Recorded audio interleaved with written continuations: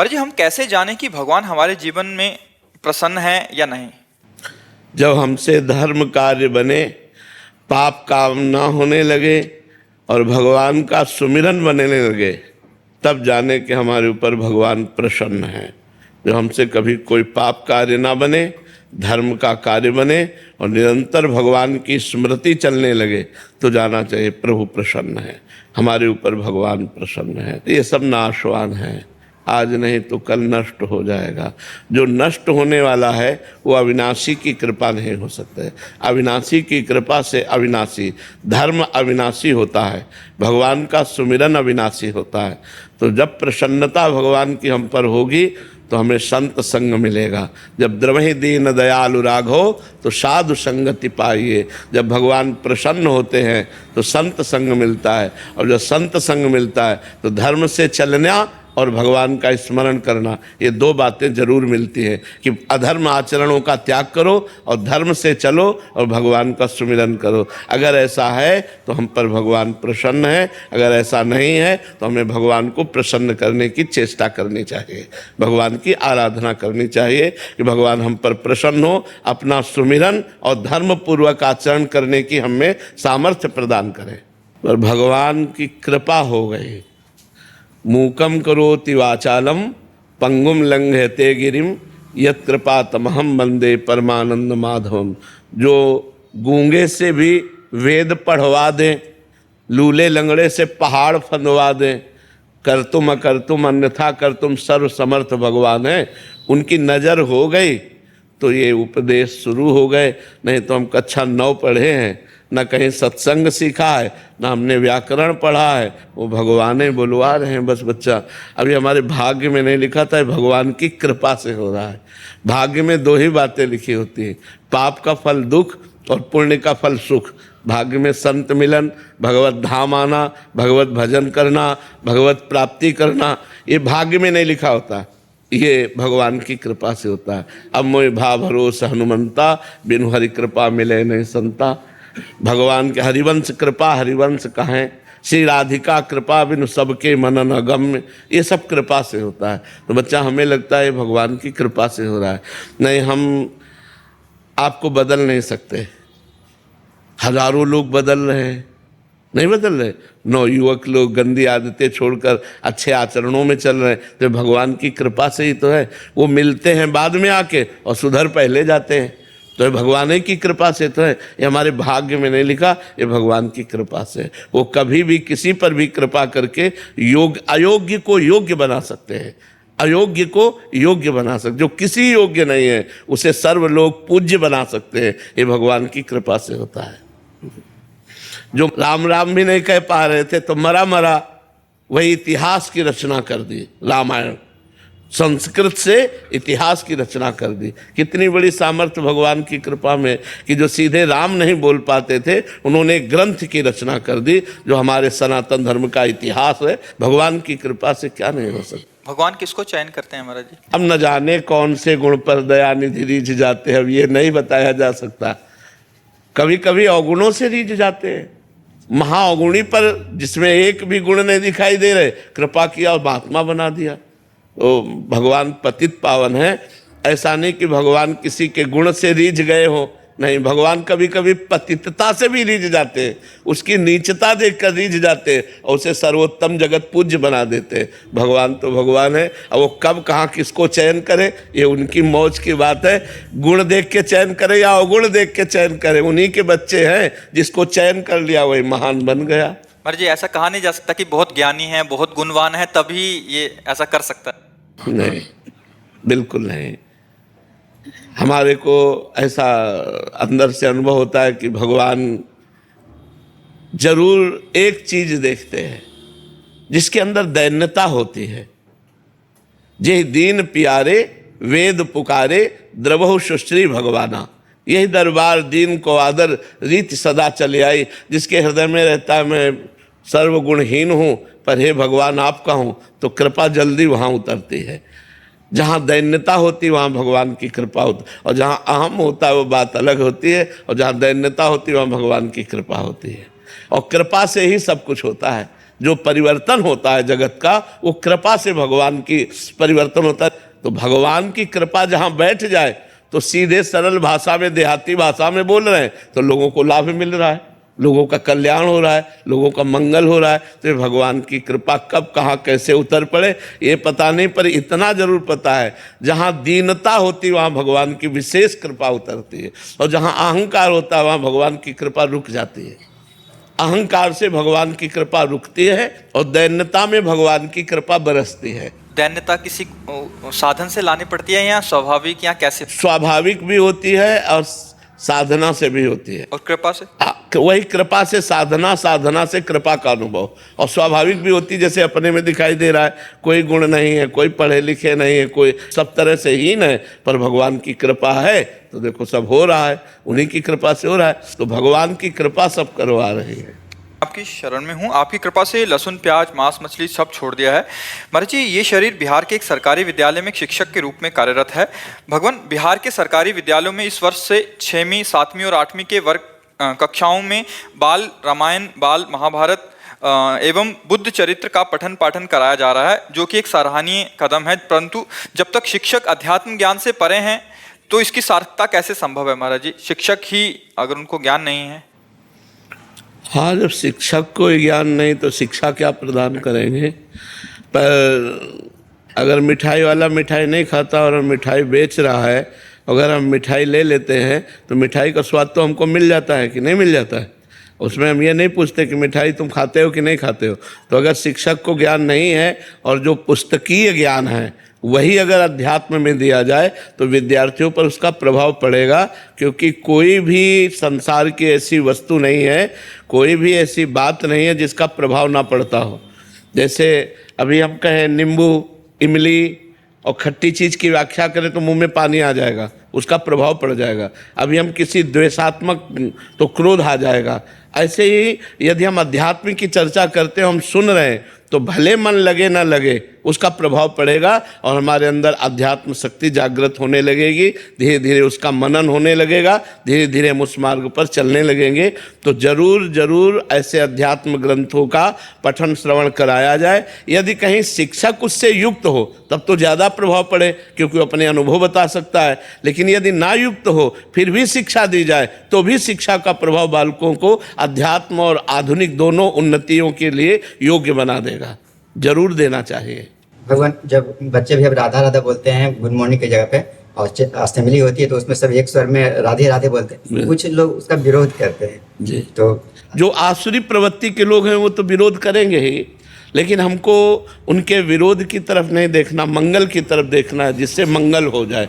विरोध तो लंका में भी भगवान के राम का विरोध होता था, लेकिन उन्हीं का भाई बैठ कर के घर में ही महान भक्ति कर ली कि नहीं कर ली? रावण के पास में ही महल में रह करके विभीषण जी ने वो भक्ति की कि भगवान ने कहा तुम सरीखे संत प्रिय मोरे, धरो देह नहीं आन्य हो रे। तो विरोध किसका नहीं होता? हम विरोध को देख करके अगर अपनी भक्ति को छोड़ दें तो हमारी भक्ति ही क्या है? विरोध करने वाले हमारे डंडे हैं और भक्ति उसके ऊपर झंडा है। विरोध रूपी डंडे पर भक्ति रूपी झंडा फहराता है, ना कि झुकता है। अगर विरोधी ना हो तो भक्त की पहचान ही ना हो पावे। अगर मीरा जी के देवर विरोध ना करते तो मीरा जी को कौन जानता? हिरण्यकश्यप विरोध ना करता तो प्रहलाद जी को कौन जानता? तो ये विरोधी ही ऐसे हैं जो हमारी भक्ति को प्रकाशित करते हैं। हमें उनसे डाउन नहीं होना, हमको डट करके भगवान नाम की जय घोष करनी है। अनीता तिवारी जी। राधे राधे महाराज। राधे राधे महाराज जी। महाराज जी, लोग कहते हैं कि असफलता ही सफलता की कुंजी है, पर फिर भी असफल होने पर हिम्मत क्यों टूट जाती है? क्योंकि ज्ञान नहीं है। इसीलिए असफलता और सफलता लोक की दोनों नाशवान है।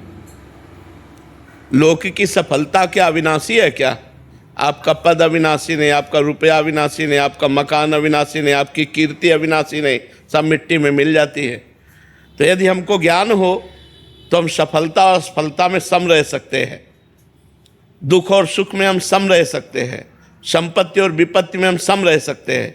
जब हम सुख में फूल गए तो दुख में फिर निराश होना पड़ेगा, उदास होना। और अगर सुख में हम सम रहे तो दुख हम पर उतना प्रभाव नहीं डाल पाएगा।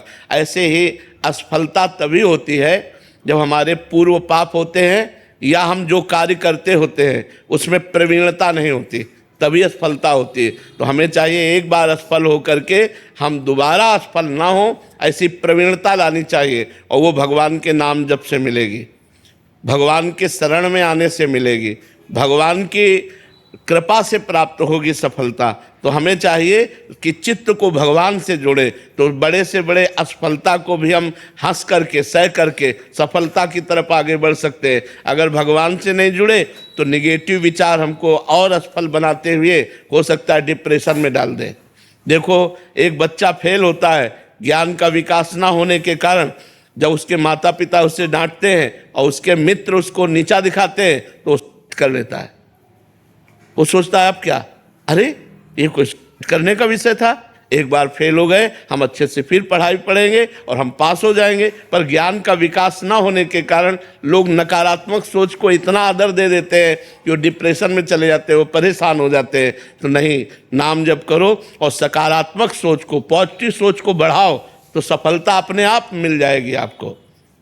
जो हिम्मत रखते हैं, धैर्यवान हैं, धर्म से चलते हैं, भगवान का भजन करते हैं, एक दिन सफलता उनके चरण चूमती है। पक्का समझो, दाना खाक में मिलकर गुले गुलजार होता है। जब हम अविनाशी के बच्चा हैं, पीछे नहीं हटेंगे, सफलता ही सफलता है। अब भगवान से नहीं जुड़ोगे, भगवान का चिंतन नहीं करोगे, तो आपके पास पावर क्या है? किस पावर से आप सफलता प्राप्त करोगे? ये जितनी सफलताएं सब पुण्य से प्राप्त है, लेकिन आप भगवान से सफलता प्राप्त करो तो अविनाशी पद मिलेगा, भगवान की कृपा मिलेगी। मूर्ति भगवान, जो समस्थिति है, जो समस्थिति है, दुखों सुखों संसार में, तो जो हम जिसको दुख सुख जो आ रहा है श्री जी के पास से, लेकिन समस्थिति होने पर भजन निरंतर बनेगा। हाँ, तो गुरुदेव भगवान वो स्थिति मतलब भजन करने से ही आती है। आप भजन शुरुआत करो, शास्त्र स्वाध्याय करते रहो, सत्संग करते रहो, धीरे धीरे सहनशीलता आती जाएगी। और सहनशीलता जब परिपक्व हो जाती है तो मान अपमान में, सुख दुख में, लाभ हानि में, शत्रु मित्र में, जन्म मृत्यु में समान भाव आ जाता है। समान भाव आ गया तो बहुत बड़ा संत हो गया, बहुत बड़ी बात है। उसमें फिर निरंतर भजन बनेगा उसका। हाँ, निरंतर भजन तो फिर क्या है, गाड़ी पार हो गई। निरंतर भजन होने लगा तो गाड़ी पार हो गई, बस इतना समझ लो। निरंतर भजन हुआ तो ये जीवन रूपी गाड़ी भगवान के धाम पहुंच जाएगी, इस पर विश्वास कर लो। साक्षी चौधरी जी। राधे राधे राधे महाराज जी। महाराज जी, काम व परिवार, बच्चों के पालन पोषण में भक्ति को पर्याप्त समय नहीं दे पाते, क्या काम के बीच में भगवान जी को याद करना, स्मरण करना पर्याप्त है? हाँ, क्या काम को हम भगवान की भक्ति नहीं बना सकते क्या? मान लो हम 2 घंटे, 4 घंटे, 8 घंटे कार्य किए और बीच बीच में भगवान का स्मरण किया और उसी 8 घंटे को कृष्णार्पणम कर दिया, तो भक्ति तो बन गई। क्योंकि सारे कार्य भगवान की सृष्टि के हैं। जब युद्ध जैसा कार्य भगवान की पूजा हो सकती है, गला काटना अर्जुन को भगवान आदेश करते हैं, तो हल जोतना, व्यापार करना, नौकरी करना, बच्चों को पढ़ाना, परिवार के लिए भोजन बनाना, ये क्या सब भजन नहीं हो सकता? अंदर अंदर राधा राधा रटते हुए सब काम कर रहे हैं और हर कार्य को घंटा घंटा, 2-2 घंटा या 4 घंटा या 8 घंटा में हम कृष्णार्पणम मस्तु कर देते हैं। हे भगवान, जो 8 घंटा हमने ये कार्य किया, ये आपको तो कर्म समर्पण रूपी भक्ति से आपको भगवान की प्राप्ति हो जाएगी। इसे भागवत धर्म कहते हैं। जो भी कर्म किया जाए वो धर्मयुक्त किया जाए और उसे भगवान को समर्पित कर दिया जाए तो वही भगवत प्राप्ति का हेतु हो जाता है। महाराज जी, भक्तों की सेवा और संतों की सेवा कैसे करें? सेवा कैसे करें? उनकी आज्ञा का पालन करके। अगर हम उनकी आज्ञा का पालन करें तो आज्ञा सब न सुसाहिब सेवा। अब जो ये कहाँ करें हम सोई, आयुष लिए चले निज दासी, मन क्रम वचन त्रिशुद्ध सकल मत, हम श्री हित हरिवंश उपासी। अब जो आज्ञा होती वही मैं चलता हूँ, यही सबसे बड़ी सेवा है। संत की आज्ञा का पालन करना ही सबसे बड़ी सेवा है, ना कि उनको रबड़ी रसगुल्ला खवा देना सेवा है। हाँ, अगर ज़रूरत है, भूखे हैं तो भोजन दे दो, वो भी सेवा का एक अंग है। वस्त्र नहीं है तो वस्त्र दे दिया, वो भी एक सेवा का अंग है। लेकिन संपूर्ण सेवा का स्वरूप है उनकी आज्ञा का पालन करना। सेवा का फल क्या होगा महाराज जी? भगवत प्राप्ति। संत सेवा का फल भगवत प्राप्ति है। अगर संत मिल गए तो सत्संगति संसृति कर अंता, बड़े भाग पाइब सत्संगा, और बिना ही प्रयास होय भव भंगा। संसार से मुक्ति, भगवान की प्राप्ति। अगर संत आज्ञा में लग गए तो निश्चित भगवान की प्राप्ति हो जाएगी। अमोघश्च। महाराज जी, गृहस्थ में रहते हुए निर्मोह स्थिति कैसे आए? भगवान के भजन से आती है, सारी स्थितियां भगवान के भजन से आती है।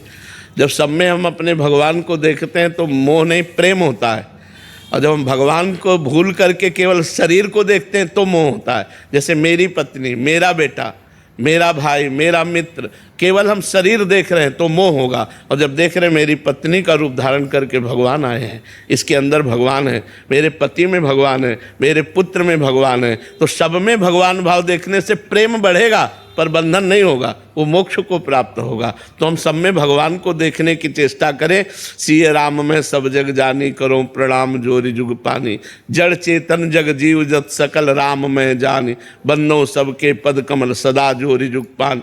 भले वो पत्नी रूप में है लेकिन उसमें पावर तो भगवान ही है। तो हम ये बात देखें, अगर हम भगवान को देखेंगे तो प्रेम होगा और शरीर को देखेंगे तो मोह होगा। तो नाम जप करें और सत्संग सुने तो विवेक होगा, विवेक से मोह का नाश हो जाएगा।